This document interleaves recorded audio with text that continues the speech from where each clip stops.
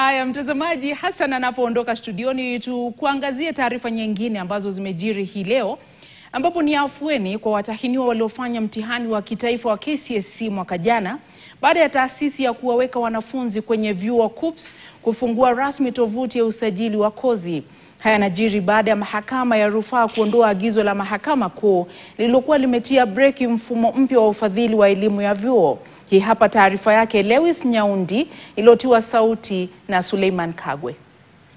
Ni habari njema kwa watahiniwa 1246 wa KCSE mwaka 2024 waliopata alama za kuingia vyuo vikuu, ambao sasa wana wiki 3 kuchagua kozi na taasisi wanazotaka kujiunga. Hii ni baada ya taasisi ya KUCCPS kufungua tovuti ya usajili wanafunzi kwenye vyuo vikuu vile vya anuai na vya kiufundi, yani TVET.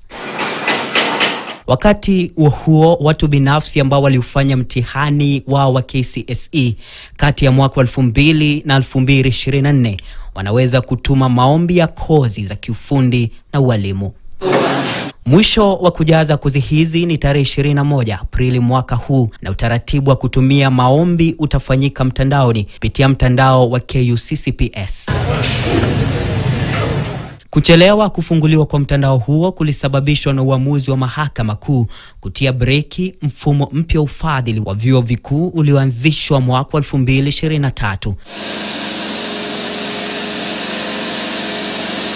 Hata hivyo, mahakama ya rufaa Jumatano ilisitisha kwa muda uamuzi huo wa mahakama kuu na kuruhusu KUCCPS kuendelea na zoezi hili. Kuna watu walikuwa wameenda kotini kwa sababu walikuwa wanapinga hiyo mfumo ya serikali, ati kama wewe mama una uwezo kabisa, serikali ikusaidie ulipe tu pesa kama 3,000 kusomesha mtoto university. Nataka tushukuru kwa sababu koti imetupilia mbali. Sasa serikali itasimama na nyinyi kwa hiyo maneno, na watoto wenu watasaidiwa, tutasoma na tusonge mbele. Sio ndio tunataka? Tuboreshe maisha ya familia. Aidha, Wizara ya Elimu imeagizwa kuwataarifu wadau wote wakiwemo wanafunzi wa sasa na wanafunzi wanaoingia kuwa mfumo huo unaweza kubadilika, kwani itategemea uamuzi wa mwisho wa rufaa. The Court of Appeal granted orders staying the judgment of the High Court that had stopped the implementation of the new funding model for higher education. This clarity now means that we'll carry on with the implementation of the funding framework with the necessary modifications that have resulted from the National Committee on the Review of the Model.